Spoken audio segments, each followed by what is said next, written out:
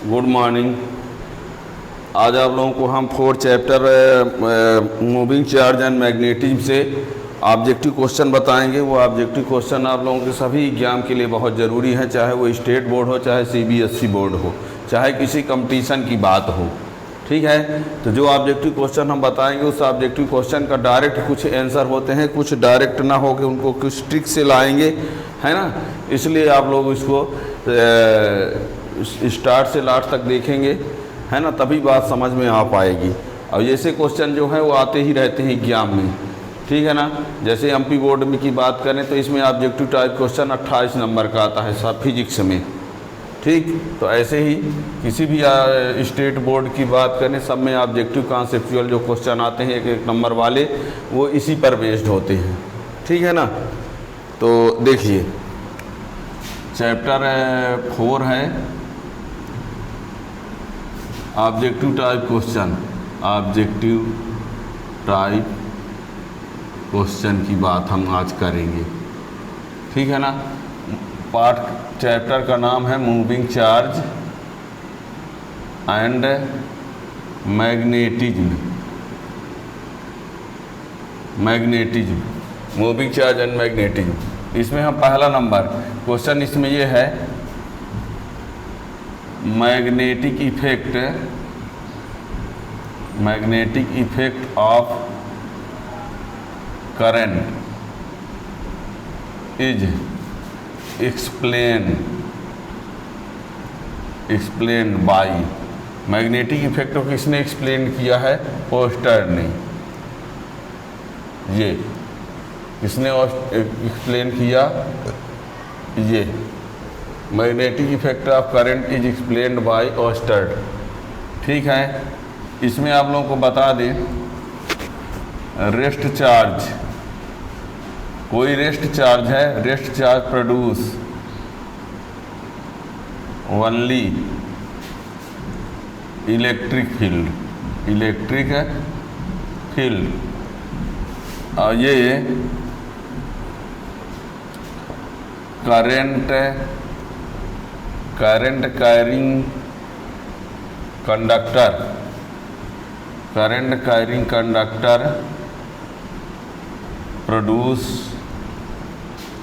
Produces magnetic field. देखिएगा, जो rest charge होता है, rest charge only electric field generate करता है, करंट कैरिंग कंडक्टर जो है प्रोड्यूस मैग्नेटिक फील्ड। लेकिन आपको ये बता दें कि जो मूविंग चार्ज होता है, मूविंग चार्ज प्रोड्यूस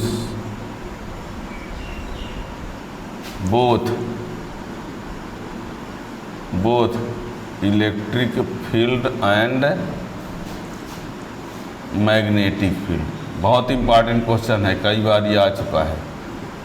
जो रेस्ट चार्ज होता है सिर्फ इलेक्ट्रिक फील्ड जनरेट करता है, करंट कैरिंग कंडक्टर जो है सिर्फ मैग्नेटिक फील्ड जनरेट करता है, लेकिन मूविंग चार्ज जो होता है produce both electric field and magnetic field, ठीक है ना।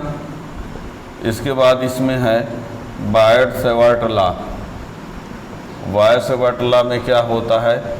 dB = μ0/4πIdl sin θ/r²। और इसी को इन वेक्टर फॉर्म, इसको वेक्टर में कैसे लिखेंगे? dB = लिखा जाता है μ0/4πI/r³, और यहाँ dl क्रॉस r। ये ध्यान दीजिएगा, dl क्रॉस r। या कि फिर इसी को चाहे तो ऐसा भी लिख सकते हैं μ0/4πI/r², तब यहाँ dl क्रॉस r कैप होता है। याद रखिएगा, यहाँ पर जब वेक्टर r है तो नीचे r³ है, ठीक है।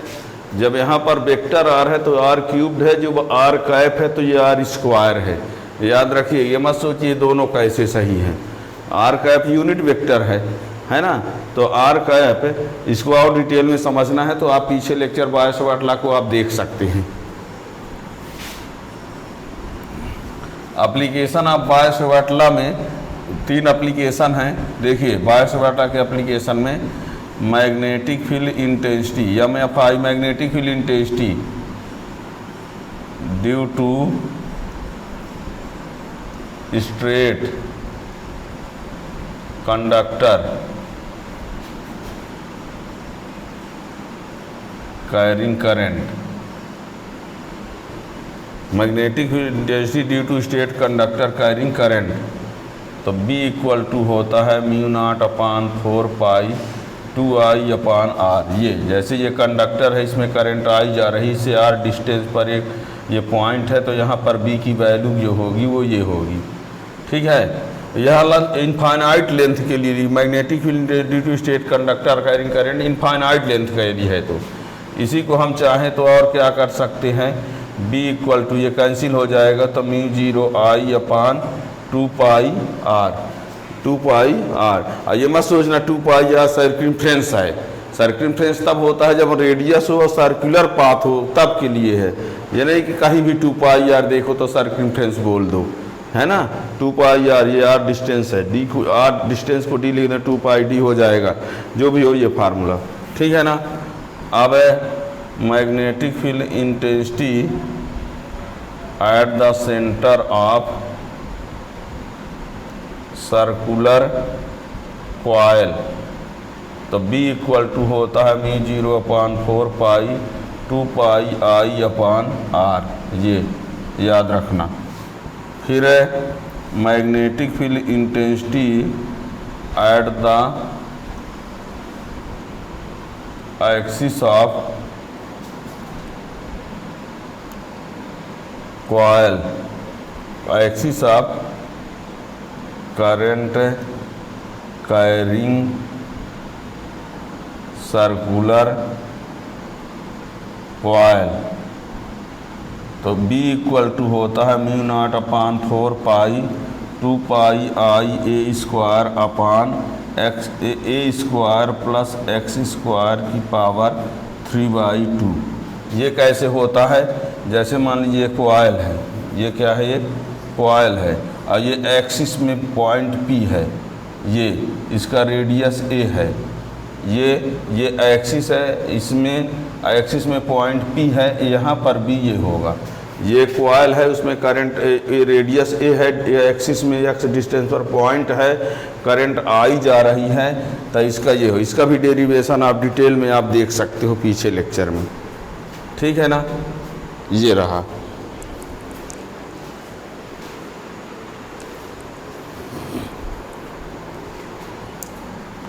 तो ये बायस बढ़ना है, बायस वर्ड के एप्लीकेशन से ये आता है, ये भी एप्लीकेशन से आता है, ये भी एप्लीकेशन से ही आता है। ठीक है ना।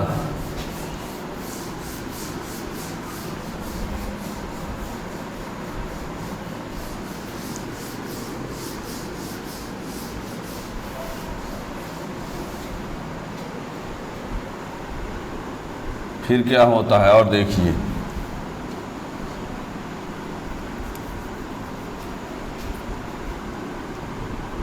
Force acting on current carrying conductor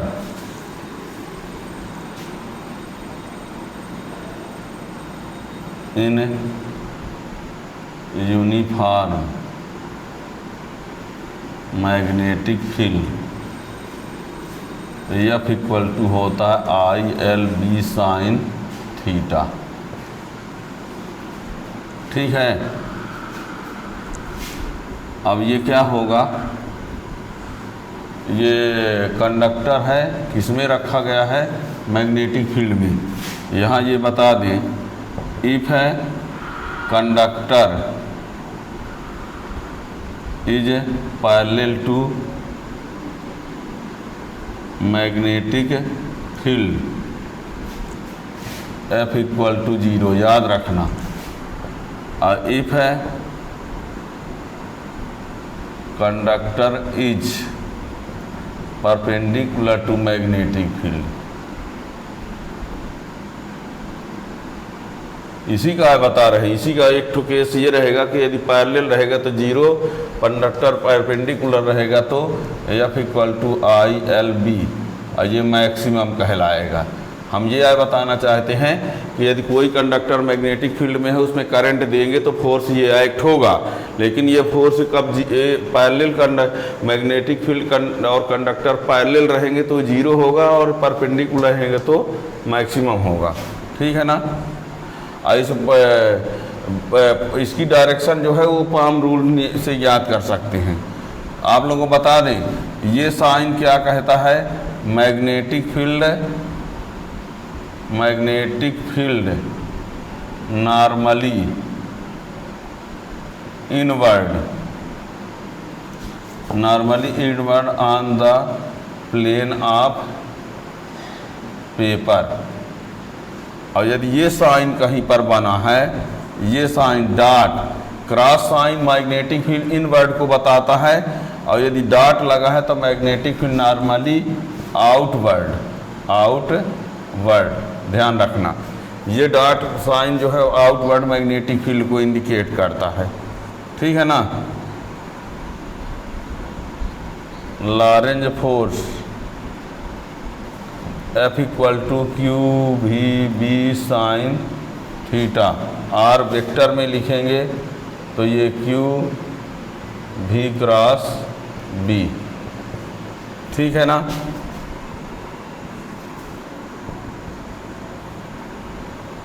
If charge particle moving in a region where electric field and magnetic field, if charge particle moving in a region where electric field and magnetic field both are exist, then Lorentz force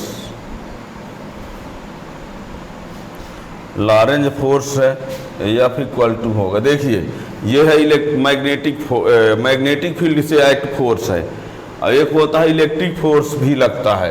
electric force F equal to ये होता है, ये electric force है, यानी electric field से force ये generate होता है, और मैग्नेटिक फील्ड से मैग्नेटिक फील्ड की वजह से ये, तो दोनों का फोर्स क्या होगा, ऐड हो जाएगा। तो ये Q कॉमन कर देंगे तो E plus V cross B हो जाएगा। ठीक है ना। यानी आपको बता दें कि यदि कोई पार्टिकल मैग्नेटिक फील्ड में मोशन पर है तो उस पर एक्ट फोर्स को लॉरेंज फोर्स कहते हैं, है ना। यानी force acting on moving charge particle in magnetic field is called Lorentz force, उसका फार्मूला ये है। लेकिन यदि कोई पार्टिकल ऐसे रीजन पर है जहाँ इलेक्ट्रिक फील्ड और मैग्नेटिक फील्ड दोनों हों तो उसमें दोनों का फोर्स एक्ट होगा, तो इलेक्ट्रिक फोर्स ये होगा और मैग्नेटिक फोर्स ये होगा, दोनों को ऐड करेंगे तो ये हो जाएगा। ठीक है ना, याद रखिएगा। 15 नंबर। अब ये बता दें कोई चार्ज पार्टिकल यदि मैग्नेटिक फील्ड में इंटर करता है तो उसमें कई कंडीशन होती हैं, या तो वो पैरेलल इंटर करेगा, या परपेंडिकुलर इंटर करेगा, या कि मैग्नेटिक फील्ड से एक्यूट एंगल पर। मैग्नेटिक फील्ड के पैरेलल इंटर कर सकता है, मैग्नेटिक फील्ड के परपेंडिकुलर, और मैग्नेटिक फील्ड से एक्यूट एंगल पर। उन तीनों केसों में क्या होता है, एक में जो पाथ होगा स्ट्रेट लाइन, एक में पाथ जो है सर्कुलर, एक में पाथ जो है हेलिकल होता है। ठीक है ना। तो देखिए उसको लिखते हैं, बहुत इंपॉर्टेंट लाइन है ये अब जो लिखने वाले हैं।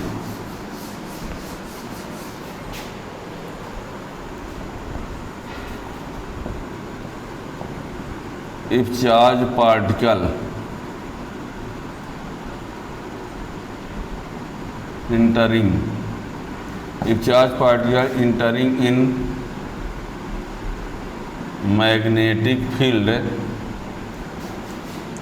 entering in magnetic field parallel to magnetic field, magnetic field enter करता है मैग्नेटिक फील्ड के parallel. If charge particle entering in magnetic field parallel to magnetic field, then its path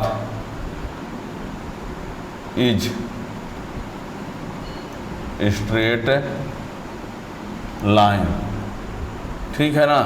ये अब यहाँ पर पूरा वर्ड ना लिखें तो समझ लेंगे क्या। इफ है पार्टिकल, अब लिखिन दे रहे हैं, entering perpendicular to magnetic field. कैसे, मीनिंग समझ रहे हैं। पैरेलल गया तो क्या हुआ, परपेंडिकुलर की बात कर रहे हैं। A particle entering perpendicular to magnetic field, then its path is circular. यदि कोई पार्टिकल मैग्नेटिक फील्ड में मैग्नेटिक फील्ड के परपेंडिकुलर जाता है तो उसका जो पाथ होगा वो कैसा होगा, सर्कुलर होगा। It's path is circular. याद रखिए, कई बार ये पूछा जा चुका है। उसका पाथ कैसा होगा, सर्कुलर, है ना। और जब पाथ सर्कुलर होगा तो इट्स रेडियस, इसकी रेडियस क्या होगी, radius is R equal to M we upon Q B and frequency of particle F equal to Q B upon 2 pi M. और ये आया कहाँ से है, जब ये सर्कुलर पाथ में जाएगा तो इसमें centripetal force equal to Lorentz force होता है। सेंट्रीपिटल फोर्स इक्वल टू क्या होता है, जब कोई सर्कुलर पाथ में रिवॉल्व करेगा तो सेंट्रीपिटल फोर्स लॉरेंज फोर्स के बराबर होगा। इससे कैंसिल हो गया तो q B r equal to M v हुआ, तो आर बराबर m we upon Q B. ये लिखा है हमने। और टाइम पीरियड लाएंगे 2 pi r. Time period equal to होता है डिस्टेंस अपान वेलोसिटी, उससे टाइम पीरियड ला के उल्टा कर देंगे तो ये भी आ जाएगा। ठीक है ना। ये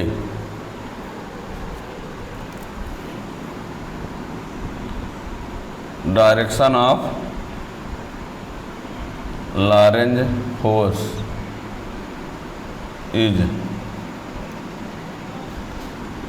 डिटरमाइंड बाई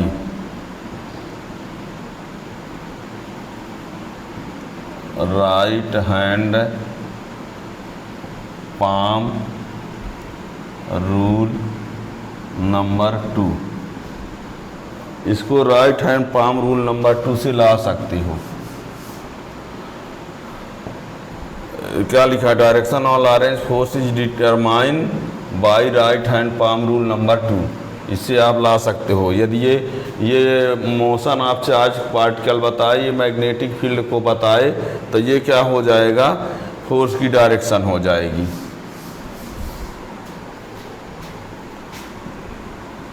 ठीक, ये हो गया।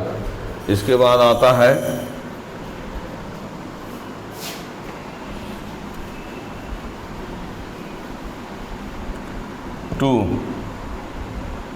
To charge never move parallel to each other. दो चार्ज एक दूसरे के पैरेलल कभी नहीं जा सकते, ऐसे नहीं जा सकते। या तो प्लस प्लस होंगे तो रिपल हो जाएंगे, माइनस होंगे तो अट्रैक्ट करेंगे, है ना। 2 charge never move parallel to each other, याद रखिएगा। ठीक है ना। इसके बाद आता है एम्पियर सर्किटल लॉ।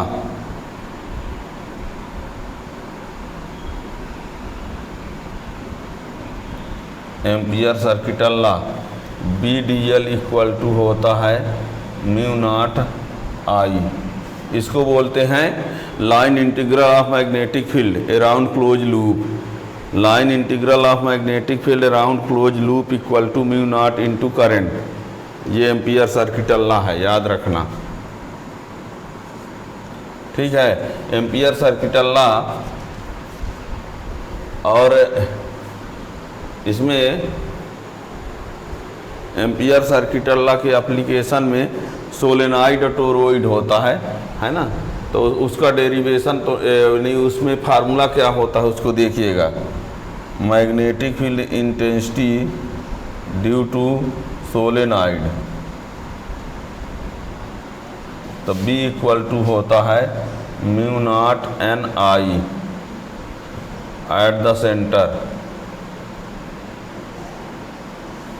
और एक होता B equal to mu naught NI upon 2 at one end, है ना। तो यानी बी सेंटर बराबर क्या होता है 2B एंड, ये पता चला। सेंटर की इंटेंसिटी जो होगी वो एंड का डबल होगा, ये भी याद रखिएगा। एक होता है magnetic field intensity due to toroid, TOROID, toroid, तो इसके में भी वही होता है म्यू नॉट NI, है ना। यहाँ फिलहाल CBSE MP बोर्ड के सिलेबस में जो MP बोर्ड वाले होंगे उनके लिए इसका डेरिवेशन डिराइव करने की ज़रूरत नहीं है। CBSE बोर्ड वाले इसका डेरिवेशन भी पढ़ेंगे, है ना, वो एग्जाम में पूछा भी जाता है। ये ऑब्जेक्टिव के लिए हम सिर्फ बता रहे हैं यहाँ पर। Magnetic field due to toroid तो B इक्वल टू ये होता है, और magnetic field intensity due to solenoid B equal to ये होता है। ये सब एम्पियर सर्किट लॉ की एप्लीकेशन से पाए जाते हैं, ठीक है ना। ये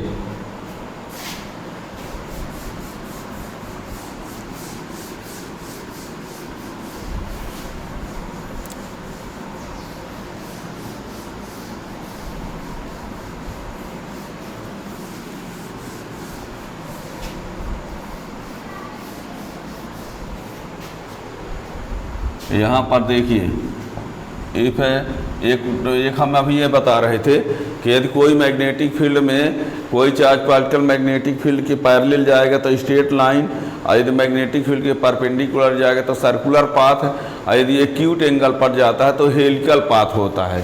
हेलिकल देखिए उसको लिख देते हैं, if charge particle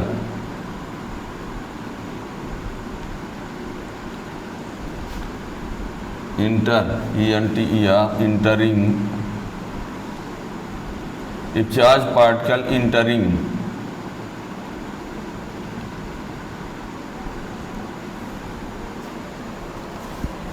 if charge particle entering in magnetic field with acute angle,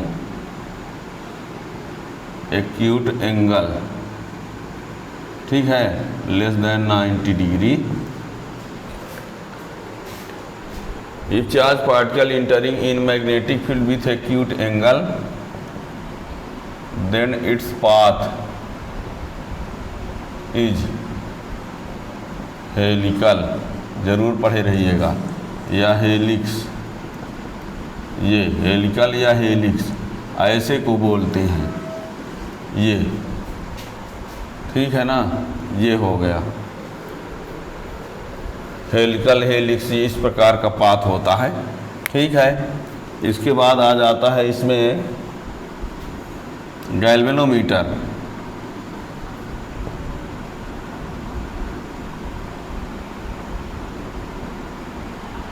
is a device by which detect the current in any circuit। Galvanometer क्या करता है? Galvanometer is device by which detect the current in any circuit, यानी ये देखा जाता है कि हाँ करंट इसमें है कि नहीं है। वो किससे पता चलता है? गैल्वेनोमीटर से। ये मेजर नहीं करता है, ठीक है ना।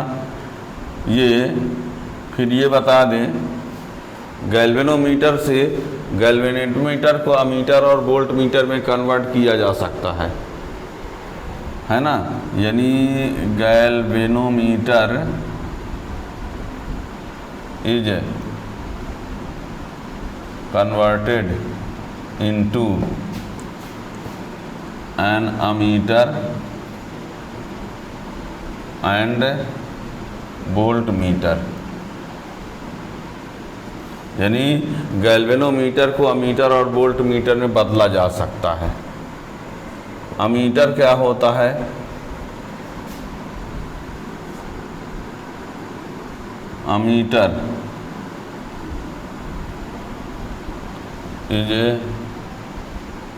is an instrument which is used to measure electric current.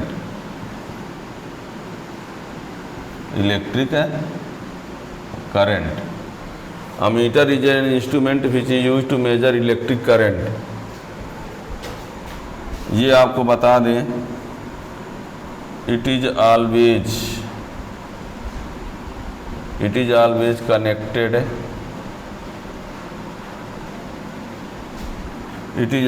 connected in series with any circuit. ये भी बता दें, it's resistance is very low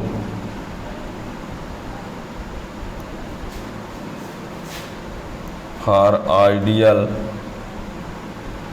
ammeter resistance is 0। ध्यान रखना, it's resistance is very low. किसका? इट्स मतलब अमीटर से है ना। It is always connected in series with any circuit. कौन? Ammeter. It's resistance is very low. किसका? अमीटर का। For ideal ammeter resistance is 0। और ये बता दें, जो हमने कहा कि गैल्वेनोमीटर को अमीटर में भी बदला जाता है, तो to convert galvanometer into an ammeter, a low resistance wire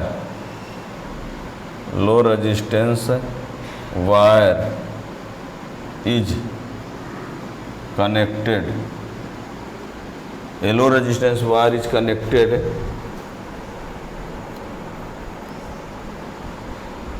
in parallel with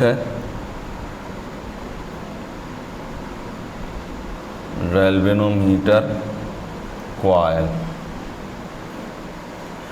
To convert galvanometer into an ammeter, a low resistance wire is connected in parallel with galvanometer. जैसे मान लीजिए ये गैल्वेनोमीटर है, ये क्या है? गैल्वेनोमीटर है। इसको यदि अमीटर बनाना चाहते हैं तो इसके पैरेलल में क्या करेंगे? एक लो रेजिस्टेंस का वायर कनेक्ट कर देंगे और ये बन गया अब क्या? अमीटर बन गया। ठीक है ना, ये अमीटर बन गया। यानी क्या कहा हमने कि किसी गैल्वेनोमीटर को यदि अमीटर बनाना चाहते हैं तो लो रेजिस्टेंस का वायर पैरेलल में कनेक्ट कर देंगे, है ना। To convert galvanometer in ammeter, low resistance wire is connected in parallel with galvanometer. और इसी को बोलते हैं which is called shunt, SHUNT। इसी को क्या कहते हैं? शंट कहते हैं। ठीक है ना। और रिक्वायर्ड रेजिस्टेंस, यही अमीटर बनाने के लिए रिक्वायर्ड जो रेजिस्टेंस होता है वो S = होता है GIG/I-IG। ठीक है। गैल्वेनोमीटर से अमीटर बनाने के लिए जो रिक्वायर्ड रेजिस्टेंस होता है वो कितना होता है? S = GIG/I-IG। IG जो गैल्वेनोमीटर से जाने वाली करंट है, I जितने करंट को मेजर करना होता है, और G गैल्वेनोमीटर का रेजिस्टेंस है। ठीक है ना। ये रिक्वायर्ड रेजिस्टेंस अब क्या कहा हमने, अमीटर से करंट को मेजर करते हैं, इसे सीरीज में कनेक्ट करते हैं किसी सर्किट में, रेजिस्टेंस बहुत कम होता है, आइडियल तो जीरो, और गैल्वेनोमीटर से अमीटर बनाना है तो पैरेलल में वायर, उसी को शंट और उसकी फार्म ये लाना होता है। ये भी बता दें, resistance of ammeter is less than to resistance of galvanometer. क्या कहा हमने, अमीटर का जो रेजिस्टेंस होता है वो गैल्वेनोमीटर के रेजिस्टेंस से क्या होता है, लेस होता है। Resistance of ammeter is less than to resistance of galvanometer. ठीक है ना, रेजिस्टेंस इसका अमीटर का गैल्वेनोमीटर से कम होता है। ठीक, अब यही आपको वोल्ट मीटर में भी बता दें।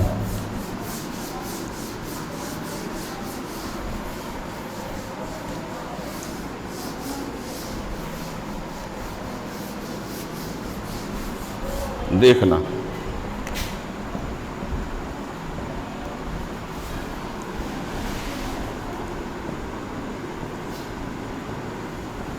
Volt meter is a device which is used to measure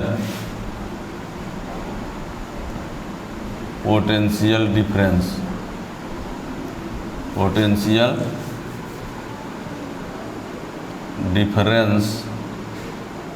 between 2 points of circuit. Voltmeter is a device which is used to measure potential difference between 2 points of circuit.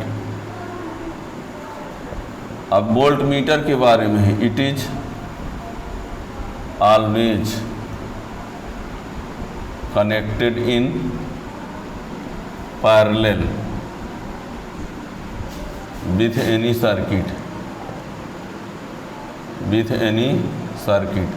इसको किसी circuit से, voltmeter is always connected in parallel with any circuit. ठीक है ना, its resistance, voltmeter की बात है, resistance is very high, बहुत ज़्यादा हो तो वेरी लार्ज भी बोल सकते हो, है ना। It resistance is very large, यहाँ ये भी लिखे देते हैं, for ideal voltmeter, for ideal voltmeter infinite. ध्यान दीजिएगा, रेजिस्टेंस वोल्टमीटर का रेजिस्टेंस होता है वह ज़्यादा होता है, लेकिन आइडियल है तो इन्फिनिटी। आइडियल रहेगा तभी इन्फिनिटी बोलेंगे, वैसे केवल लार्ज या हाई बोल सकते हैं। ठीक है ना। To convert galvanometer into volt meter, a high resistance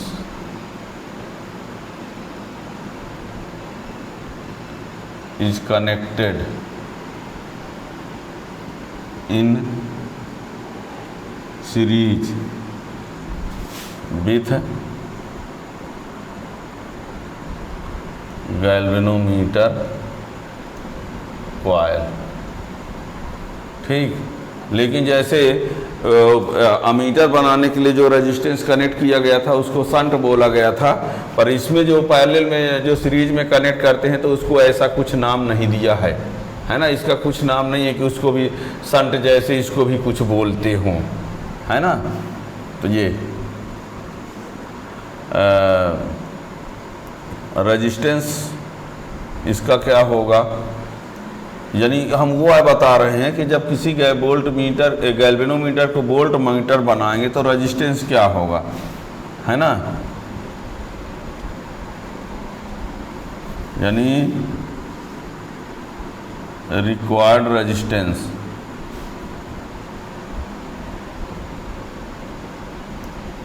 for volt meter. जब गैल्वेनोमीटर से वोल्ट मीटर बनाएंगे तो उसके लिए रिक्वायर्ड रेजिस्टेंस कितना होगा, V/IG माइनस जी। ये ठीक है। Resistance of volt meter is greater than resistance of galvanometer. Resistance of volt meter is greater than resistance of galvanometer. ठीक है ना। अब देखिए, ये देख लिया आपने कि वोल्ट मीटर का रेजिस्टेंस गैल्वेनोमीटर से ज़्यादा होता है, मीटर का रेजिस्टेंस गैल्वेनोमीटर से कम होता है। यानी आपने ये देखा आर, ये लिख देते हैं अमीटर, ये छोटा होता है आर गैल्वेनोमीटर, और ये छोटा होता है आर वोल्ट मीटर। ठीक है ना। एक और भी होता है potentiometer. Resistance of potentiometer is infinite. यही वजह है कि पोटेंशियोमीटर को आइडियल वोल्ट मीटर कहते हैं। Potentiometer is an ideal volt meter. क्या होता है, पोटेंशियोमीटर का रेजिस्टेंस इनफाइनाइट होता है, इसी वजह से potentiometer is an ideal volt meter. अब यहाँ पर कहा जाए तो इसको ऐसे ग्रेटर पोटेंशियोमीटर कह सकते हैं। यदि इन तीन में से कहा जाए तो वोल्ट मीटर का रेजिस्टेंस ज़्यादा होता है गैल्वेनोमीटर से। अब यदि हम पोटेंशियोमीटर भी ले लें तो इसका इससे भी ज़्यादा हो जाएगा। ठीक है ना।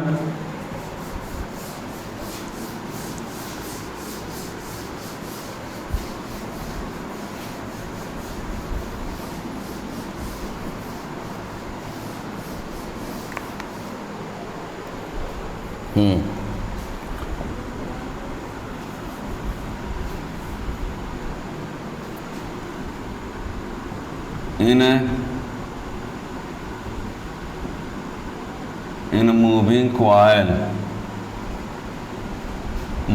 coil galvanometer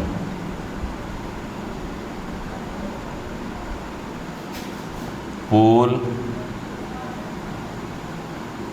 pieces of magnet, pole pieces PIECES, in moving coil galvanometer pole pieces of magnet cut in concave shape। याद रखिएगा, यानी मूविंग कॉइल गैल्वेनोमीटर में जो मैग्नेट के पोल पीस होते हैं वो इस टाइप से कटे होते हैं, कॉनकेव साइड में, है ना, एन और एस। ठीक है ना। In moving coil galvanometer pole piece of magnet cut in concave shape for radial magnetic field. किस लिए इनको कट किया जाता है कॉनकेव में, ताकि वह उनका शेप जो है वो कैसा हो, ताकि वहाँ का मैग्नेटिक फील्ड क्या हो, रेडियल हो। ठीक है ना। अब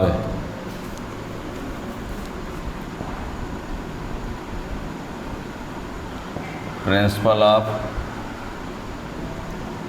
moving coil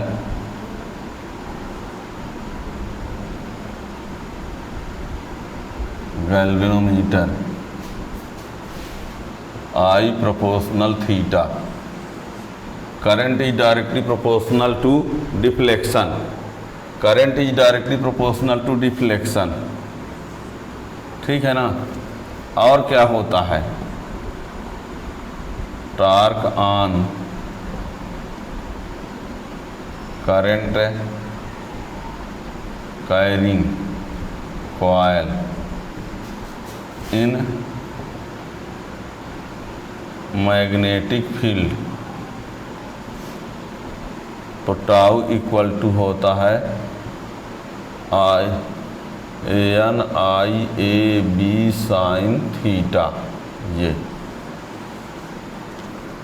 tau equal to NIAB sine theta होता है, ठीक है ना। और टाउ इक्वल टू इसी को एम लिखा जाता है, MB साइन थीटा, ये यानी NIA equal to M dipole, magnetic dipole moment, magnetic dipole moment इसको बोलते हैं, मैग्नेटिक डाईपोल मोमेंट, ठीक है ना। Torque on current carrying coil in magnetic field, तो ये टाउ इक्वल टू ये आपको बता दें, ये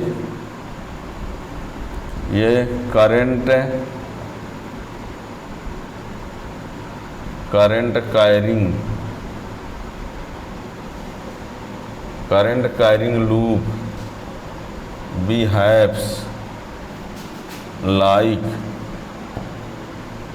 magnet, current carrying loop behaves like magnet and its magnetic dipole moment M equal to I into A, या कि M इक्वल टू NIA, ठीक है ना। I करंट है, A एरिया है, ध्यान रखिएगा। I एरिया करंट है, A एरिया है, यही मान लीजिए, सुनिए इसी को, यदि मान लीजिए ये ऐसा है तो इसमें M इक्वल टू क्या लिखेंगे, I पाई R स्क्वायर। यदि ये ऐसा है तो इसमें M equal to I A square, ये A साइड है ना, ये R रेडियस, और M इक्वल टू I लंबाई चौड़ाई, लेंथ इंटू विड्थ। ये यदि ऐसा है तो ये L और ये B हो गया। तो यदि सर्किल है तो A की जगह है एरिया पाई R स्क्वायर, यदि ये स्क्वायर है तो साइड स्क्वायर, और यदि ये रेक्टेंगल है तो ये ध्यान रखिएगा, ये बहुत ज़रूरी क्वेश्चन है ना, ये कई बार आ चुका है इस टाइप में। यानी यहाँ पर हमने ये कहा current carrying loop behaves like magnet, है ना, और its magnetic dipole moment M equal to, ये फार्मूला होता है। ये एरिया है तो सर्कुलर है तो पाई R स्क्वायर, स्क्वायर है तो A साइड स्क्वायर, रेक्टेंगल है तो ये, ठीक है ना। एम्पियर्स रूल भी होता है यही, एम्पियर ला यही है, M equal to I into A, इसी को एम्पियर ला बोलते हैं, है ना। एम्पियर का हमने कहा था एम्पियर स्विमिंग रूल होता है, एम्पियर सर्किटल ला होता है, तो ये एम्पियर ला होता है, एम्पियर ला यही आए है, ठीक है ना। तो ये याद रखेंगे। 47 ये बता दें, मैग्नेटिक फील्ड इंटेंसिटी जो है वो वेक्टर क्वांटिटी है तो जानते हो, और उसका यूनिट क्या होता है वो देख लीजिए।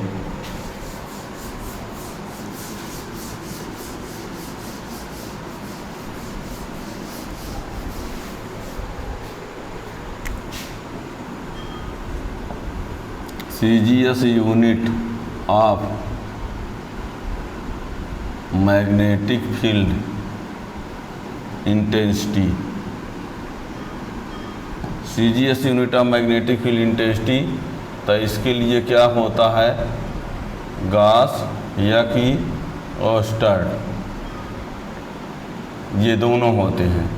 और यही SI यूनिट तो टेस्ला या कि newton ampere inverse metre inverse, या कि फिर वेबर पर मीटर स्क्वायर, ठीक है ना। और ये भी बता दें 1 टेस्ला 10⁴ गॉस या कि 1 गॉस 10⁻⁴ टेस्ला। ठीक है, 50 number. Magnetic field intensity is a vector quantity. ठीक है ना, मैग्नेटिक फील्ड इंटेंसिटी क्या है? एक वेक्टर क्वांटिटी है। ये बता दें, force between two parallel conductor carrying current. Force between two parallel conductor carrying current F = होता है μ0/4 पाई 2I1 I2 L/R। इफ है ये, यहाँ ये बता दें, दो कंडक्टर हैं ये, यदि ये सेम डायरेक्शन में करंट है तो ये अट्रैक्टिव होते हैं। क्या होते हैं? अट्रैक्टिव। और यदि मान लीजिए अपोजिट डायरेक्शन में करंट है तो ये क्या होते हैं? रिपल्सिव। ठीक, ध्यान देना। यदि इनमें force between two parallel conductor carrying current, तो ये फार्मूला है। यदि ये दोनों में करंट की डायरेक्शन सेम है तो अट्रैक्टिव होंगे, दोनों में अपोजिट है तो क्या होंगे? रिपल्सिव नेचर के होंगे। ठीक है ना, तो ये याद रखना है। और भी क्वेश्चन बन सकते हैं, ऐसा नहीं है, पर इतना आप लोग पढ़े रहेंगे तो इससे आप लोगों से आने वाले क्वेश्चन जो हैं वो बन ही जाएंगे, है ना। और भी जो क्वेश्चन बनेंगे वो इन्हीं से रिलेटेड कोई क्वेश्चन रहेगा। ठीक है ना। तो यदि आप लोगों को इस प्रकार की और जानकारी चाहिए तो आप चैनल को सब्सक्राइब करें, उसको शेयर करें, और तो आपको नए आने वाले वीडियो का नोटिफिकेशन मिलता रहेगा, है ना। और हम step by step her topic chapter का इस प्रकार से वीडियो आपको उस सामने प्रेजेंट करते रहेंगे। Thank you.